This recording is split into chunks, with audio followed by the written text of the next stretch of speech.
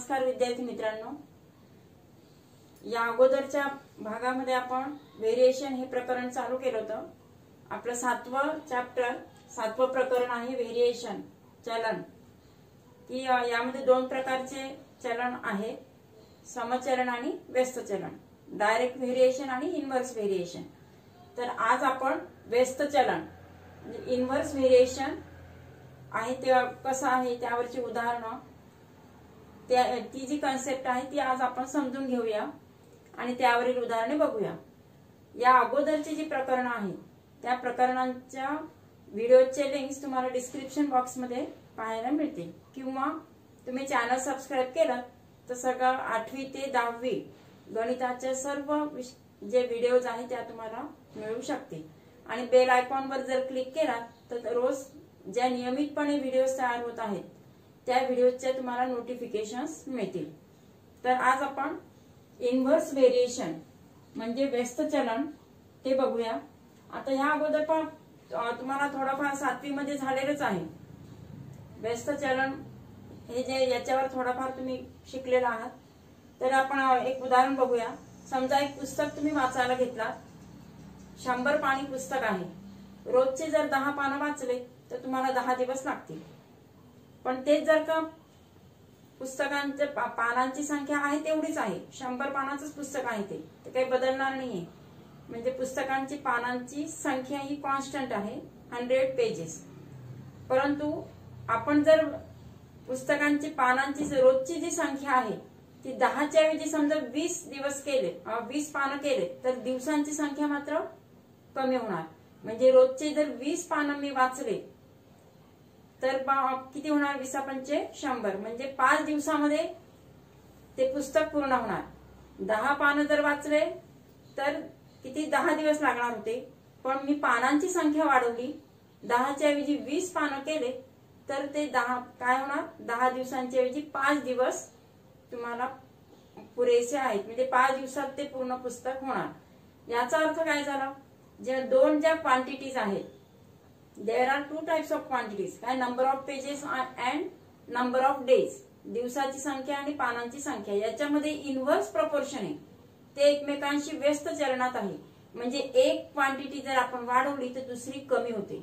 पानांची संख्या मी वाढवली, 10च्या ऐवजी काय केले, 20 पानं केले, तर दिवसांची संख्या 10 दिवसात पूर्ण नव्हता ते 5 दिवसात कमी होणार। म्हणजे दिवसांची संख्या काय झाली, कमी झाली। दोन क्वांटिटी जे आहे ते एक इन्क्रीज केली की दुसरी डिक्रीज होणार। When we increase the one quantity other quantity decreases, therefore they are in various proportion, जे आहेत इनव्हर्स प्रपोर्शन मध्ये आहे। त्याचं जे व्हेरिएशन आहे, the variation is in inverse proportion, आणि म्हणून मग त्याला म्हटलंय इनव्हर्स व्हेरिएशन, व्यस्त चलन। की ते दोन्ही ज्या भौतिक राशी आहेत त्या दोन्ही राशी एकमेकांशी व्यस्त चलनात आहे, आणि एक वाढवली की दुसरी कमी होणार, किंवा दुसरी कमी केली तर पहिली जास्त होणार। म्हणजे जे आहे ते काय आहे, अपोजिट, दे आर अपोजिट, म्हणजे व्यस्त चलनात आहे। आणि व्यस्तांक दाखवण्यासाठी आपण काय केले, समजा y असेल तर y चा व्यस्तांक 1/y, 1/y असं असणार आहे। तर हे जे व्यस्त चलन आहे, समचलनामध्ये काय होतं की एक क्वांटिटी वाढवली की दुसरी पण वाढणार, एक क्वांटिटी कमी केली तर दुसरी पण कमी करणार। आपण समजा पेनांचं उदाहरण घेतो की एक पेन खरेदी करायचा असेल, 5 रुपयाचा जर पेन असेल तर एका पेनासाठी 5 रुपये, परंतु पेनांची संख्या वाढवली, 5च्या ऐवजी 10 पेन घ्यायचे असतील तर मग इकडे त्यांची किंमत पण वाढणार। म्हणजे संख्या वाढली तर किंमत वाढत असते, ते झालं समचलन। दॅट इज द ते जे आहे काय, suppose there are 2 quantities X and Y, दोन आपण त्याच्यामध्ये दोन ज्या राशी आहेत ते दोन बघूया आपण। X is inversely proportional to Y, X आणि वाय हे व्यस्त प्रमाणात आहे। हे जे सेंटेन्स आहे ते आपण अशा पद्धतीने चिन्हाचा वापर करणार। हे व्हेरिएशनचं साइन होतं, मागच्या आपण समचलनामध्ये we see the sign of variation, x is directly proportional to, त्यावेळेस डायरेक्टली प्रपोर्शनल टू वाय असं आपण घेतलेलं। आता बघा काय, x is inversely proportional to y, inverse इथे वाय लिहिलाय का आपण, नाही, इथे 1/y घेतलेला आहे। म्हणजेच काय झालं, त्याचा व्यस्तांक घेतलाय, वायचा व्यस्तांक काय आहे 1/y म्हणजे y चा व्यस्तांक y reciprocal of y is 1/y म्हणून. आणि हे जे साइन आहे ते कशाचं आहे, व्हेरिएशनचे. x इज आता इथे x is inversely proportional to y. हे सेंटेन्स वाचताना याचं रीडिंग कसं करणार, x is inversely proportional to y. x हे y शी व्यस्त चलनात आहे. हे आपण सेंटेन्स मध्ये लिहिलं. आणि हे काय, we write here with the sign, हे चिन्ह वापरून लिहिलेत आपण. आता जेव्हा इनव्हर्सली प्रोपोर्शनल असेल तेव्हा आता x इंटू वाय यांचा तिरकस गुणाकार झाला. x into Y is equal to k. हे चिन्ह आपण आता इथे बरोबरच चिन्ह घेतलंय. x into Y is equal to k. The product of x and y is constant k. त्यांचा जर तुम्ही गुणाकार केला तर तो स्थिर असतो. आणि म्हणून समजा x ची किंमत काढायची असेल, मला x ची किंमत काढायची आहे तर काय करणार, k भागिले y म्हणजे k अपॉन y. आणि y ची किंमत काढायची असेल तर k upon x. y when we have to find y then it is equal y is equal to k upon x. when we have to find x is equal to k upon y. म्हणजे हे जे समीकरण आहे तुम्हाला कशाची दोन quantities पैकी कोणती क्वांटिटीज काढायची त्यानुसार आपण त्याचा अशा पद्धतीने लिहिणार आहोत. म्हणजेच काय, थोडक्यात k is the constant.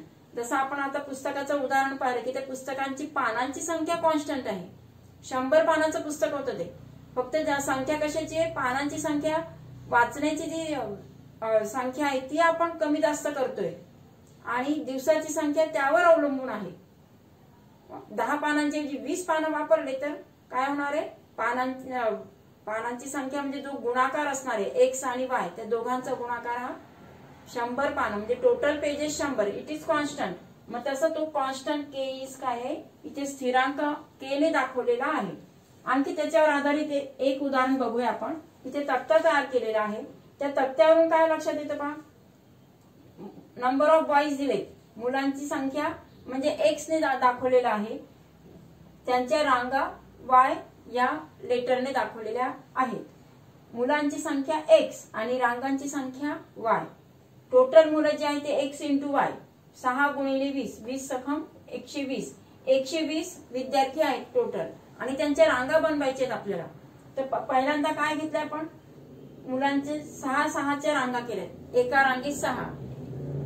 There are 6 students in 1 row. 6 6 6 मासे किती होणार आहे, 20 रांगा तयार होतील. 6 इंटू 20 किती झाले, 120 रांगा. x इंटू y हा जो प्रॉडक्ट आहे तो कॉन्स्टंट आहे, तो स्थिरांक असणार आहे, तो सगळ्या ठिकाणी सारखा असणार आहे. 120 120. मग जेव्हा मी 6च्या ऐवजी 15 विद्यार्थी एका रांगेत उभे केले, 6च्या ऐवजी किती उभे केले, 15 स्टुडंट्स. मग आता काय होणार, इथे number of students increases, therefore number of rose decreases. आता इथे 20 रांगा होतील का, नाही. जेव्हा 15 स्टुडंट्स असतील तेव्हा रांगांची संख्या कमी झाली. ती म्हणजे किती झाली, 15 8 120 म्हणजे 120 विद्यार्थी तेवढेच आहेत. फक्त रांगांची अरेंजमेंट आपण काय केली आहे, मुलांची संख्या कमी जास्त केली. मुलांची संख्या वाढवली तर हे रांगांची संख्या कमी होते. When we increase the number of students there is decrease in the number of rows. ज्या रांगा आहेत ते कमी होत आहे. समजा हे जर केलं पुन्हा आणखी 15च्या ऐवजी 30 स्टुडंट्स घेतले. एका रांगेत किती स्टुडंट घेतले, 30. एका रांगेत 30 विद्यार्थी आहेत. तर अशा किती रांगा तयार होतील, 30 30 30. म्हणजे 30 जर आपण 120 ला भाग दिला, कारण हा गुणाकार जो आहे तो कॉन्स्टंटच आहे. विद्यार्थी आहे, टोटल विद्यार्थी 120 आहेत. There are total students they are 120. म्हणून मग 30 गुणिले 40 किती झाले, 30च्या 4 रांगा तयार होतील 120. मग तसंच समजा 12 रांगा हे जे असते, एका रांगेत 12 स्टुडंट आहेत. एक जेव्हा आपण x इज इक्वल टू 6 असेल आणि y इज इक्वल टू 20 असेल, तेव्हा y ची जर किंमत काढायची असेल तर ते कसं आपण हे करणार पहा. x इज इक्वल टू 12 घेऊ आपण. आता यांचा गुणाकार जो आहे x इंटू y, यांचा गुणाकार जो आहे तो 6 गुणिले 20 म्हणजे 120. तो जो आहे तो टोटल किती घेतला, 6 into 20 is equal to 120. x into y is equal to k. That is it is constant. Therefore it is denoted by k. Constant म्हणजे तो जो स्थिरांक आहे तो आपण k बरोबर 120 k ने डिनोट केलेला आहे. म्हणून लिहिताना x is inversely proportional to y. That is x into Y is equal to k. त्यांचा जो प्रॉडक्ट आहे, the product of x and y is equal to k. हा जो आहे त्यांचा गुणाकार जो आहे तो 120 आहे. आणि जेव्हा आपल्याला x ची व्हॅल्यू 12 असेल आणि y काढायची असेल, कारण तुमच्याकडे कॉन्स्टंट आहे, टोटल विद्यार्थी दिले x इंटू वाय, म्हणजे k ची व्हॅल्यू आपण इथे काढलेली आहे. x इंटू वाय 6 गुणिले 20 बरोबर 120 k ची व्हॅल्यू आहे आपल्याकडे. When x is equal to 12 then you have to find y. आपल्याला जेव्हा x एका रांगेमध्ये 12 विद्यार्थी आहेत आणि रांगांची संख्या काढायची आहे, तर मग काय करणार आपण, y is equal to k upon x. म्हणजे k ची संख्या 120, 120 भागिले 12, 12 1 12, 12 10 120, म्हणजे किती झाले, y इज इक्वल टू 10. म्हणजे y ची संख्या म्हणजे रांगा किती तयार होतील, त्या 10 रांगा तयार होतील. कारण कॉन्स्टंट हा 100 सारखा आहे. इनव्हर्स व्हेरिएशन मध्ये कॉन्स्टंट इज नेहमी सेम असतो. कॉन्स्टंट तो स्थिरांक आहे, म्हणूनच त्याला स्थिरांक म्हटलंय. ती किंमत असते ती स्थिर असते. ती जी आहे ती त्यांचा जो गुणाकार असतो, दोन्ही राशींचा जो गुणाकार आहे, the product of both the quantities is same, that is denoted by the constant k. स्थिरांक के ने तो दर्शविला जातो. यावर आधारित आपण पुढचं उदाहरण बघूया. प्रॅक्टिस सेट 7.2 यामधील फर्स्ट क्वेश्चन बघूया आपण. प्रॅक्टिस सेट 7.2 क्वेश्चन 1 दिलेला आहे. त्यामध्ये तुम्हाला एक टेबल दिलेला आहे. तो टेबल इथे खाली लिहिला मी. नंबर ऑफ वर्कर्स आणि नंबर ऑफ डेज, कामगारांची संख्या आणि दिवस जे आहे ते तुम्हाला दिलेले आहे. आपण तिथे कन्सिडर करणार आहोत. तिथे देताना तुम्हाला 36, 29 एवढं तुम्हाला दिलेले आहेत आणि फिल इन द बॉक्सेस दिलेले आहेत की ते त्याच्यामध्ये तुम्हाला नंबर ऑफ वर्कर्स काढायचे, नंबर ऑफ डेज काढायचे आणि तो तक्ता जो आहे you have to complete the chart आणि ते बॉक्सेस तुम्हाला भरायचे आहेत. ते कसं आपण सॉल्व्ह करायचं ते बघूया. यामध्ये देताना दोन क्वांटिटीज तेवढ्या दिलेल्या आहेत, 30 आणि 60, 29. इथे 12 दिलेले आहेत. You have to find number of workers. इथे पण नंबर ऑफ वर्कर्स फाइंड करायचे, इथे नंबर ऑफ डेज फाइंड करायचे. मग अशा वेळेस आता आपल्याला जो तक्ता दिलेला आहे त्या दिलेल्या माहितीवरून सपोज नंबर ऑफ जे वर्कर्स आहे त्यासाठी आपण एक कोणत्या तरी व्हेरिएशन साठी व्हेरिएबल असणं गरजेचं असतं आणि म्हणून आपण तो व्हेरिएबल कन्सिडर करणार आहोत. Let the number of workers be x. चलाची गरज असते ना, चल कोणतेही व्यस्त चलन आहे किंवा समचलन असो ते दर्शवण्यासाठी आपण दोन क्वांटिटी जे आहे ते चलांच्या माध्यमातून दाखवत असतो किंवा ते त्यामध्ये स्मॉल लेटर्सचा वापर करतो. मग इथे आपण कामगारांची संख्या एक्स या अक्षराने दाखवणार आहोत आणि दिवसाची संख्या वाय अक्षराने दाखवणार आहोत. Therefore suppose number of workers is x and number of days will be Y. दिवसांची संख्या वाय म्हणली, एक्स आणि वाय. कामगार एक्स घेतले आणि दिवस काय घेतले, वाय घेतले. मग आता तुम्हाला कामगारांची संख्या 30 दिली आहे आणि नंबर ऑफ डेज 6 दिले. मग आता कोणतं व्हेरिएशन आहे ते कसं ओळखणार, तर तुम्हाला जे दोन क्वांटिटीज दिले त्याचा गुणाकार आपण करून बघणार आहोत. एक्स इंटू वाय किती आहे, 30 इंटू 6 सायंत्रिक 18, 180 180 झाले. पुन्हा आणखी दुसरी माहिती दिली की 20 नंबर ऑफ वर्कर्स 20 आहे आणि नंबर ऑफ डेज मात्र 9 आहे. यांचा जर गुणाकार केला तर 9 दुणे 18 म्हणजे किती झाले, 20 गुणिले 9 180. तुमच्या असं लक्षात येईल की त्यांचा जो प्रॉडक्ट आहे त्यांचा जो गुणाकार आहे, दोन क्वांटिटीचा जो गुणाकार असतो के इज कॉन्स्टंट. जेव्हा त्यांचा प्रॉडक्ट ऑफ बोथ क्वांटिटीज म्हणजे के चा जो प्रॉडक्ट आहे is constant then it is inverse variation. आणि म्हणून आपण काय केलंय, x is inversely proportional to 1/y. हे इनव्हर्स व्हेरिएशन घेतलेलं आहे आपण. X is inversely proportional to 1/y म्हणजेच काय, x into Y is equal to k. आता आपल्याला कोणत्या किमती काढायच्या आहेत, म्हणजे ह्या ज्या दोन किमती दिलेल्या होत्या त्यावरून आपण काय केलं, कॉन्स्टंट काढला. के ची किंमत काढली. कॉन्स्टंट म्हणजे काय घेतला, के इज अ कॉन्स्टंट. तो स्थिरांक आहे. स्थिरांक असल्यामुळे तो जर त्याच्यानं आपल्या लक्षात येतं की इट इज कॉन्स्टंट आहे, ते व्हॅल्यू दोघं पण सारखे येत आहेत. Therefore it is inverse variation. म्हणून ते कोणतं चलन आहे, त्यांचा गुणाकार सारखा येतोय म्हणून तो त्यांच्यामधील जे रिलेशन आहे ते कोणते व्यस्त चलनाचं आहे, म्हणून X is inversely proportional to Y. मग आता आपल्याला जेव्हा एक्स काढायचं असेल तेव्हा आपण के अपॉन वाय वापरणार, जेव्हा वाय काढायचं असेल तेव्हा के अपॉन एक्स हे सूत्र वापरणार. आता पहा यामध्ये first fill in the blanks आहे ए नंबर ऑफ वर्कर्स, म्हणजे एक्स फाइंड करायचं आपल्याला आणि वाय ची किंमत किती दिलेली आहे, वाय इज इक्वल टू 12 आणि एक्स फाइंड करायचंय, वाय इज इक्वल टू 12. म्हणजे तुम्हाला देताना दिवसाची संख्या दिलेली आहे ती आहे 12 दिवस 12 आणि एक्स कामगारांची संख्या काढायची आहे कामगारांसाठी. मग आता आपण एक्स काढायचं असेल तेव्हा काय करणार, therefore x is equal to K upon Y. आता के ची व्हॅल्यू ठेवूया, के ची आपण कॉन्स्टंट घेतलेले आहे ते किती आहे 180. मग 180 अपॉन 12. बघा इथे आता भाग दिल्यानंतर 12 1 12 उरले 6, 12 पंचे 60, म्हणजे किती 15 ने भाग जातोय, किती आले 15. म्हणजे कामगारांची संख्या 15 आली. ते आपण इथे या बॉक्स मध्ये लिहिणार आहोत. म्हणजे अशा पद्धतीने ते सॉल्व्ह करून मग ते बॉक्सेस भरायचे आहेत. You have to solve the given जे सम आहे ते अशा पद्धतीने सॉल्व्ह करणार. आता दुसरे याच्यासाठी काय करणार आहोत आपण, त्यामध्ये वाय ची व्हॅल्यू काढायची. एक्स तुम्हाला किती दिले 10 दिलेला आहे.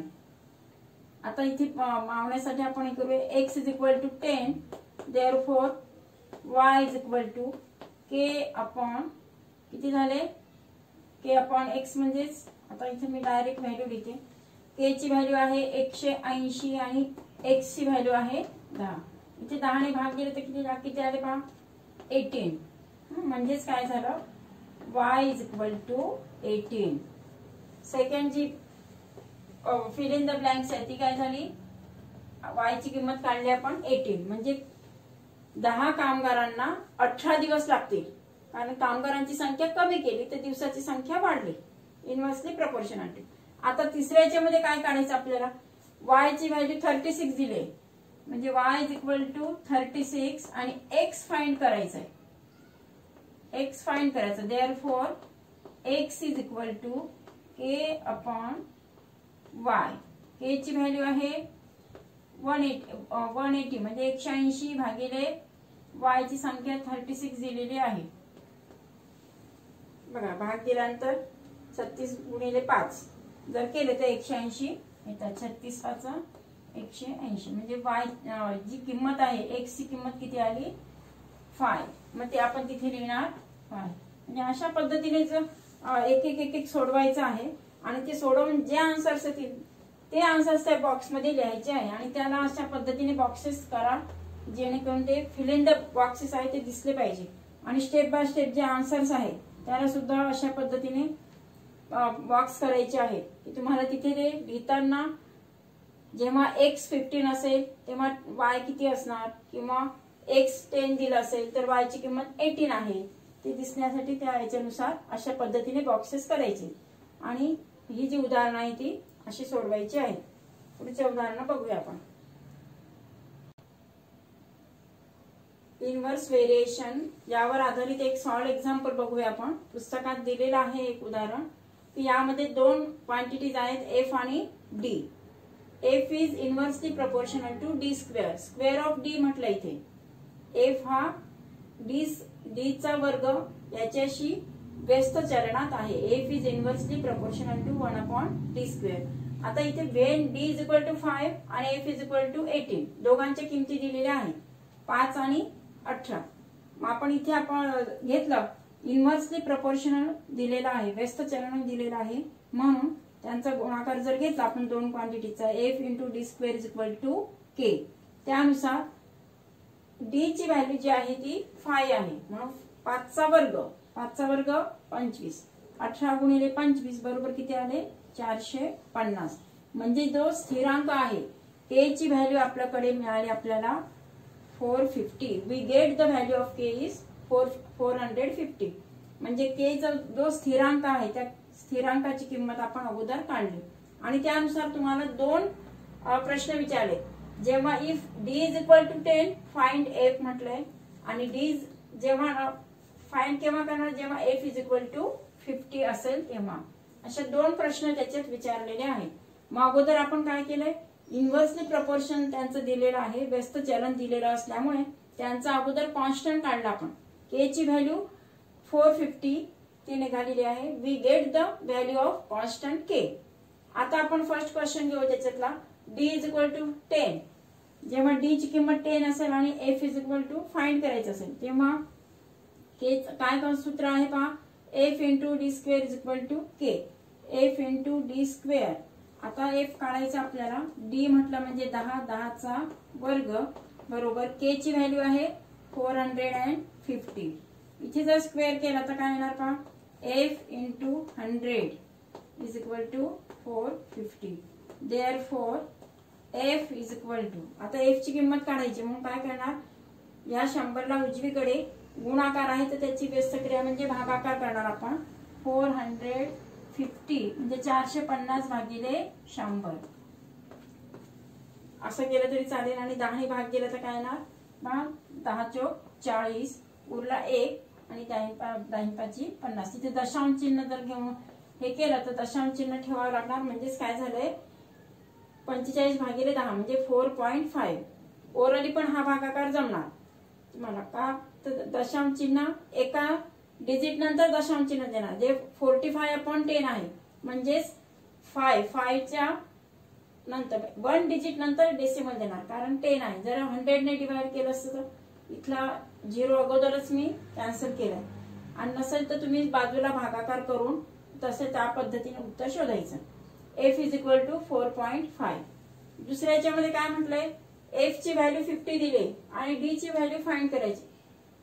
We write the formula this, F into d square is equal to k. इथे पण एफ ची किंमत 50, d square is equal to 450 आणि म्हणून मग D square is equal to 450. इथे गुणाकार आहे आणि 50 मला राईटला न्यायचंय. मग आता आपण काय करणार, भागाकार करणार. Now we dividing by the 50. हे बघा 0 ने काय केलं, डिवाइड केलं. 0 ने भाग दिला. 5 × 9 = 45. किती झाले मग, D square is equal to 9. ही जी व्हॅल्यू आहे ती कशाची आहे, वर्गाची व्हॅल्यू. डी स्क्वेअर, डी चा वर्ग 9 आहे तर डी काढण्यासाठी काय करणार आपण, वर्गमूळ घेणार. We taking the square root of the 9. 9 हा कशाचा वर्ग आहे, 3चा वर्ग आहे. म्हणून therefore D is equal to 3. मग त्याची 2 व्हॅल्यू असतात, एक धन आणि एक ऋण. पॉझिटिव्ह आणि निगेटिव्ह असे there are 2 numbers. Therefore D is equal to 3 किंवा डी इज इक्वल टू -3. दोन्ही पण ते अशा पद्धतीने डी ची किंमत आपल्याला काढता येत असते. म्हणजे यावर आधारित जी उदाहरणं आहे ती व्यवस्थित त्यांचं जे व्हेरिएशन आहे ते व्हेरिएशन लिहून मग त्या पद्धतीने कॉन्स्टंट काढायचं. कॉन्स्टंट काढल्यावर मग ज्या क्वांटिटीज आपल्या विचारलेल्या आहेत त्या आपण अशा पद्धतीने सोडवू शकतो. तर प्रॅक्टिस सेट 7.2 मध्ये उरलेले जे उदाहरण आहेत त्या म्हणजे क्वेश्चन 2 पासून जी उरलेली आहेत ती उदाहरण आपण पुढच्या भागामध्ये बघणार आहोत. थँक्यू.